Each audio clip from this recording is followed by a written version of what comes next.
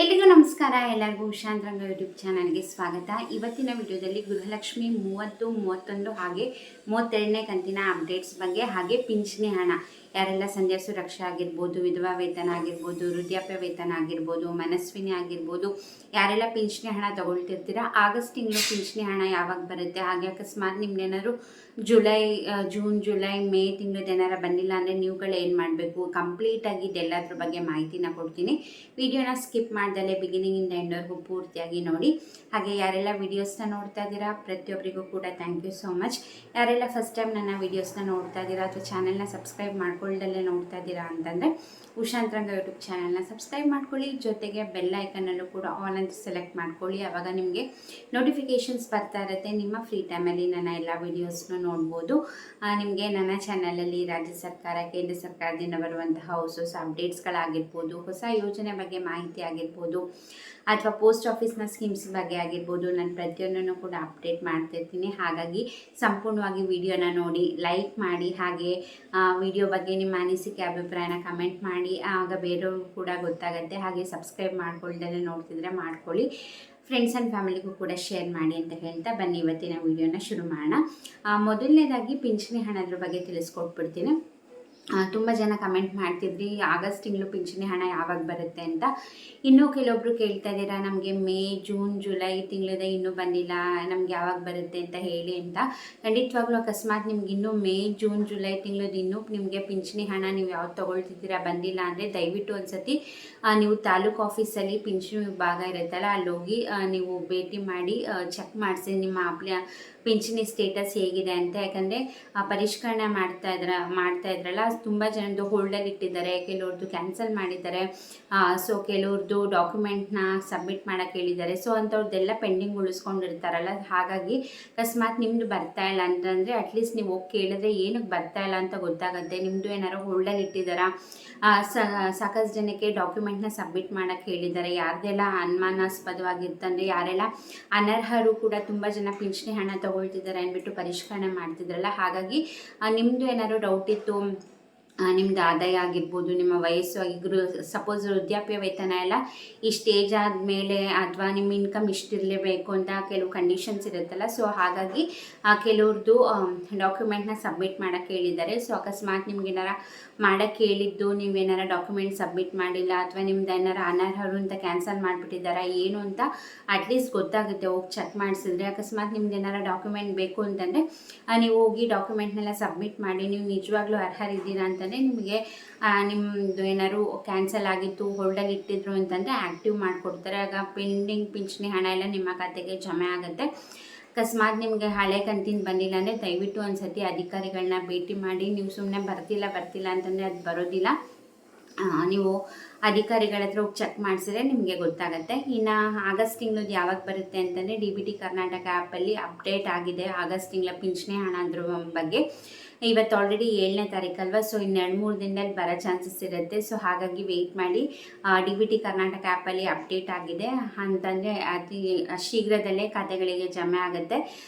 So ಅಕಸ್ಮಾತ್ video ನೋಡೋಷ್ಟೊತ್ತಿಗೆ ಬಂದಿರಬಹುದು. So comment ಸೆಕ್ಷನಲ್ಲಿ ತಿಳಿಸೋದನ್ನ ಮರಿಬೇಡಿ. ಅಕಸ್ಮಾತ್ ಪಿಂಚಣಿ ಹಣ ಬಂದಿದೆ ಅಂತಂದರೆ, ಅಕಸ್ಮಾತ್ ಬಂದಿಲ್ಲ ಅಂದರೆ ಖಂಡಿತ ವೆಯ್ಟ್ ಮಾಡಿ. ಇನ್ನು 2-3 ದಿನದಲ್ಲಿ ಖಂಡಿತವಾಗ್ಲೂ ಪಿಂಚಣಿ ಹಣ ಜಮೆ ಆಗುತ್ತೆ.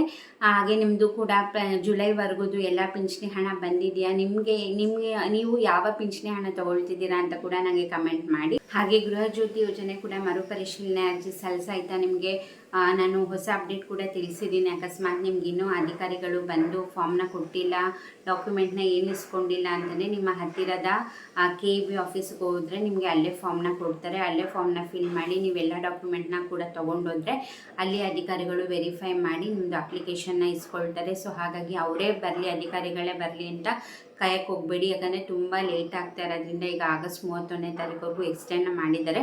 ಸೊ ಇನ್ನೂ ಬಂದಿಲ್ಲ ಅಂತಂದರೆ ನಿಮ್ಮ ಹತ್ತಿರದ KEB ಆಫೀಸ್ ಹತ್ರ ಹೋದರೆ ನಿಮ್ಗೆ ಅಲ್ಲೇ ಫಾರ್ಮ್ ಕೊಡ್ತಾರೆ. ನೀವು ನಿಮ್ಮ ಹಿಂದಿನ ಕರೆಂಟ್ ಬಿಲ್ಲು, ಹಾಗೆ ಯಾರ ಹೆಸರಲ್ಲಿ ಅರ್ಜಿ ಸಲ್ಲಿಸಿದ್ರಿ ಅವರ ಆಧಾರ್ ಕಾರ್ಡ್ ಆಗಿರ್ಬೋದು, ಅವರ ವೋಟರ್ ID ಆಗಿರ್ಬೋದು, ಹಾಗೆ ರೇಷನ್ ಕಾರ್ಡು, ಹಾಗೆ ಅವ್ರದ್ದೊಂದು ಪಾಸ್ಪೋರ್ಟ್ ಸೈಜ್ ಫೋಟೋ, ಹಾಗೆ ನೀವೇನಾರ ಟ್ಯಾಕ್ಸ್ ಪೇಯರ್ಸ್ ಆಗಿದ್ದರೆ ಪ್ಯಾನ್ ಕಾರ್ಡು, ನೆಕ್ಸ್ಟು ನೀವೇನಾದರೂ ರೆಂಟ್ ಅಥವಾ ಲೀಸಲ್ಲಿ ಇದ್ದೀರಾ ಅಂತಂದರೆ ಅಗ್ರಿಮೆಂಟು ಇದಿಷ್ಟು ತೊಗೊಂಡೋದ್ರೆ ನಿಮಗೆ ಅಲ್ಲೇ ಫಾರ್ಮ್ನ ಕೊಡ್ತಾರೆ. ತುಂಬ ಈಸಿ. ನಾನು ಅದ್ರ ಬಗ್ಗೆ ಕೂಡ ವಿಡಿಯೋ ಮಾಡಿದ್ದೀನಿ.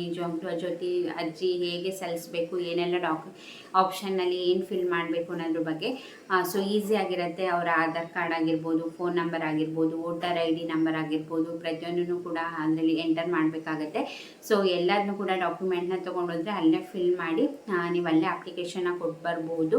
ಸೊ ಅಧಿಕಾರಿಗಳೇ ಬರಲಿ ಅಂತ ಕಾಯಕ್ಕೆ ಹೋಗಬೇಡಿ. ಯಾಕಂದರೆ ತುಂಬ ಜನ ಮನೆಗೂ ಹೋಗ್ತಿರೋದ್ರಿಂದ ಲೇಟ್ ಆಗ್ತಾಯಿದೆ. ಸೊ ಪ್ರೊಸೀಜರ್ ಮಾಡೋವಂಥದ್ದು. ಸೊ ಹಾಗಾಗಿ ಇದೊಂದು ಹೊಸ ಆಪ್ಷನ್ನ ಇಂಟ್ರೊಡ್ಯೂಸ್ ಮಾಡಿದ್ದಾರೆ.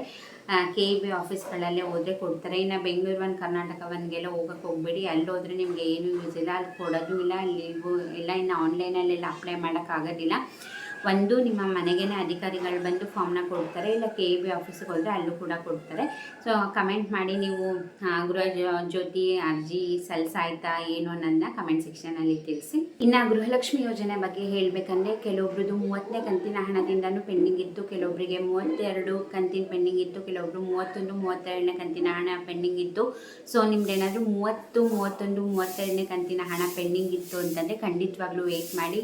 ತುಂಬ ಜನಕ್ಕೆ 600 ರೂಪಾಯಿ ಜಮೆ ಆಗಿದೆ, ಕೆಲವೊಬ್ಬರಿಗೆ 2 ಕಂತಿನ ಬಾಕಿ ಇದ್ದರೆ 400 ರೂಪಾಯಿ ಜಮೆ ಆಗಿದೆ, ಕೆಲವೊಬ್ರು ಎಲ್ಲ ಕ್ಲಿಯರ್ ಆಗಿದೆ, ಒಂದೇ ಮಂತಿಂದು ಪೆಂಡಿಂಗ್ ಇದೆ ಅಂತಂದರೆ 1 ಮಂತಿಂದು ಕೂಡ ಹಾಕಿದ್ದಾರೆ. ಸೊ ಖಂಡಿತ ವೆಯ್ಟ್ ಮಾಡಿ. ತುಂಬ ಜನ ಕಮೆಂಟ್ ಮಾಡಿದ್ದೀರಾ ನಮಗೆ 400 ರೂಪಾಯಿ ಹಣ ಬಂದಿದೆ ಅಂತ, ಕೆಲವೊಬ್ರು ಬಂದಿಲ್ಲ ಅಂತ ಕಮೆಂಟ್ ಮಾಡಿದ್ದೀರಾ. ಕೆಲವೊಬ್ರು ನಮ್ಗೆ ಇವತ್ತು ಬೆಳಗ್ಗೆ ಜಮೆ ಆಯಿತು ಅಂತ ಕೂಡ ಕಮೆಂಟ್ ಮಾಡಿದ್ದೀರಾ. ಸೊ ಸಾಕಷ್ಟು ಜನಕ್ಕೆ ಬಂದಿದೆ, ಇನ್ನೂ ಸಾಕಷ್ಟು ಜನಕ್ಕೆ ಬಂದಿಲ್ಲ. ಸೊ ನಿಮ್ಮದು 30, 31 ಹಾಗೆ 32ನೇ ಕಂತಿನ ಹಣ ಪೆಂಡಿಂಗ್ ಇತ್ತು ಅಂದರೆ ಖಂಡಿತವಾಗ್ಲೂ ವೆಯ್ಟ್ ಮಾಡಿ. ಸಾಕಷ್ಟು ಜನಕ್ಕೆ ನಿನ್ನೆ ಮೊನ್ನೆ ಇವತ್ತು ಬೆಳಗ್ಗೆ ಎಲ್ಲ ತುಂಬ ಜನಕ್ಕೆ ಹಣ ಜಮೆ ಮಾಡಿದ್ದಾರೆ. ನಿಮ್ದು ಏನಾದ್ರು 30ನೇ ಕಂತಿನ ಹಣ ಪೆಂಡಿಂಗ್ ಇದೆ ಅಂತಂದರೆ 30, 31ನೇ ಕಂತಿನ ಹಣ ಒಂದೇ ದಿನ ಬೇರೆ ಬೇರೆ ಟೈಮಿಂಗ್ಸಲ್ಲಿ ಹಾಕ್ತಾರೆ. ಇನ್ನೊಂದು 2-3 ದಿನ ಬಿಟ್ಟು ನಿಮಗೆ 32ನೇ ಕಂತಿನ ಹಣ ಜಮೆ ಮಾಡ್ತಾರೆ. ಸೊ ಹಾಗಾಗಿ ಖಂಡಿತ ವೆಯ್ಟ್ ಮಾಡಿ. ತುಮಕೂರು ಆಗಿರ್ಬೋದು, ಹಾಗೆ ಹುಬ್ಳಿ ಆಗಿರ್ಬೋದು, ದಕ್ಷಿಣ ಕನ್ನಡ, ಉಡುಪಿ, ಬಳ್ಳಾರಿ, ಹಾಗೆ ಚಿತ್ರದುರ್ಗ, ಸಾಕಷ್ಟು ಜಿಲ್ಲೆಗಳಿಗೆ ಬಂದಿದೆ ಅಂತ ಕಮೆಂಟ್ ಮಾಡಿದ್ದೀರಾ. ಯಾರೆಲ್ಲ ಕಮೆಂಟ್ ಮಾಡಿದ್ದೀರಾ ಪ್ರತಿಯೊಬ್ಬರಿಗೂ ಕೂಡ ಥ್ಯಾಂಕ್ ಯು ಸೋ ಮಚ್. ನೀವುಗಳು ಕೂಡ ಕಮೆಂಟ್ ಮಾಡಿ. ನಿಮ್ಗೇನಾದ್ರು ನಿನ್ನೆ ಮೊನ್ನೆ ಅಥವಾ ಇವತ್ತು ಬೆಳಗ್ಗೆ ಅಥವಾ ನೀವು ಇನ್ನೂ ನಂಗೆ ಕಮೆಂಟ್ ಮಾಡಿಲ್ಲ ಅಂತಂದರೆ ನಿಮ್ಗೆ ಎಷ್ಟು ಕಂತಿನ ಬಾಕಿ ಇತ್ತು, ಎಷ್ಟು ಕಂತಿನ ಬಂದಿದೆ ಅನ್ನೋದನ್ನು ಕೂಡ ಕಮೆಂಟ್ ಸೆಕ್ಷನಲ್ಲಿ ತಿಳಿಸಿ. ಹಾಗೆ ನೀವು ಯಾವ ಊರಿಂದ ವಿಡಿಯೋನ ನೋಡ್ತಾ ಇದ್ದೀರಾ ಅಂತ ಕೂಡ ಕಮೆಂಟ್ ಮಾಡಿದ್ರೆ ನಿಮ್ಮ ಊರಲ್ಲಿಂದ ಯಾರ ವಿಡಿಯೋ ನೋಡ್ತಿದ್ರು ಅವ್ರಿಗೂ ಕೂಡ ಕ್ಲಾರಿಟಿ ಸಿಗುತ್ತೆ. ಸೊ ಹಾಗಾಗಿ ಕಮೆಂಟ್ ಮಾಡಿ ಅಂತ ಹೇಳೋದು.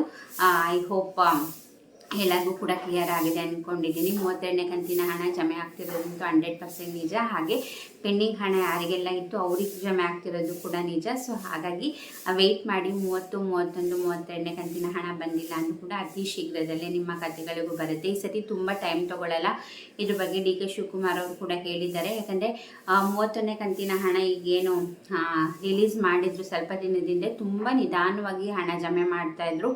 ಅದರಲ್ಲೂ ಕೂಡ ಮೊದಲನೇ ಹಂತದಲ್ಲಂತೂ ಒಂದು 2ನೇ ಹಂತದಲ್ಲೇ ಬರೀ ಕೇವಲ 50-60% ಅಷ್ಟೇ ಜಮೆ ಮಾಡಿದ್ದು. ಆವಾಗ ತಕ್ಷಣ 32ನೇ ಕಂತಿನ ಹಣ ಕೂಡ ಜಮೆ ಶುರುವಾಗಿದ್ದರಿಂದ ಯಾರಿಗೆಲ್ಲ 31ನೇ ಕಂತಿನ ಹಣ ಪೆಂಡಿಂಗ್ ಇತ್ತು, 30ನೇ ಕಂತಿನ ಹಣ ಪೆಂಡಿಂಗ್ ಇತ್ತು ಎಲ್ಲರಿಗೂ ಕೂಡ ಜಮೆ ಮಾಡ್ತಿದ್ದಾರೆ. ಸೊ ತಲೆ ಕೆಡಿಸ್ಕೋಬೇಡಿ, ಖಂಡಿತವಾಗ್ಲೂ ಬಂದೇ ಬರುತ್ತೆ.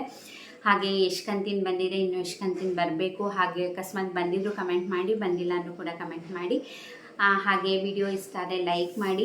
ಇದೇ ಥರ ಅಪ್ಡೇಟ್ಗೋಸ್ಕರ ರಾಜ್ಯ ಸರ್ಕಾರ, ಕೇಂದ್ರ ಸರ್ಕಾರದಿಂದ ಅಪ್ಡೇಟ್ ಬೇಕು ಅಂತಂದರೆ ಖಂಡಿತ ನನ್ನ ಚಾನಲ್ನ ಸಬ್ಸ್ಕ್ರೈಬ್ ಮಾಡಿಕೊಂಡ್ರೆ ನಿಮಗೆ ಖಂಡಿತವಾಗ್ಲೂ ನನ್ನ ಕಡೆಯಿಂದ ಯೂಸ್ಫುಲ್ ಆಗಿರುವಂತಹ ಇನ್ಫಾರ್ಮೇಟಿವ್ ವೀಡಿಯೋಸ್ನ ಮಾಡ್ತಾಯಿರ್ತೀನಿ. ಹಾಗೆ ನಿಮ್ಮ ಫ್ರೆಂಡ್ಸ್ ಆ್ಯಂಡ್ ಫ್ಯಾಮಿಲಿಗೂ ಕೂಡ ಸಬ್ಸ್ಕ್ರೈಬ್ ಮಾಡ್ಕೊಳಕ್ಕೆ ಹೇಳಿ. ಇಷ್ಟೊತ್ತು ವಿಡಿಯೋ ನೋಡಿದ್ದಕ್ಕೆ ಥ್ಯಾಂಕ್ ಯು ಸೊ ಮಚ್.